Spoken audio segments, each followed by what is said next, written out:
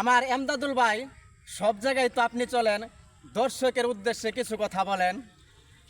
ভাই আপনি আপনাদের উদ্দেশ্যে কি বলবো, আমার ভাই হোসেনপুরের ভাই সাইফুল ইসলাম ভাই, আমার রুবেল হাসান বিপ্লব ভাই, 30 সালের লোক, যাক ওনাদের সাক্ষাৎকার পেয়ে ইনশাল্লাহ আমি আনন্দিত।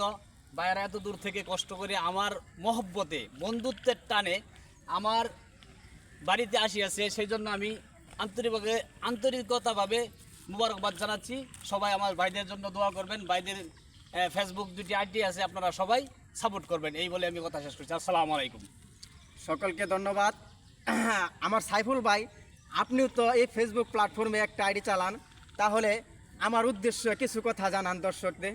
জি, আমি কিশোরগঞ্জ হোসেনপুর থেকে এসেছি। আমার প্রিয় রুবেল ভাই ও আমার এমদাদুল ভাই খুব প্রিয় দুজন মানুষ। তারা ছন্দে ছন্দে ভিডিও তৈরি করে, তাদের পাশে আমরা আছি, আপনারাও থাকবেন, আপনাদের পাশেও আমরা থাকবো ইনশাল্লাহ। আমাদের জন্য দোয়া করবেন, আপনাদের জন্য দোয়া ও শুভকামনা রইল।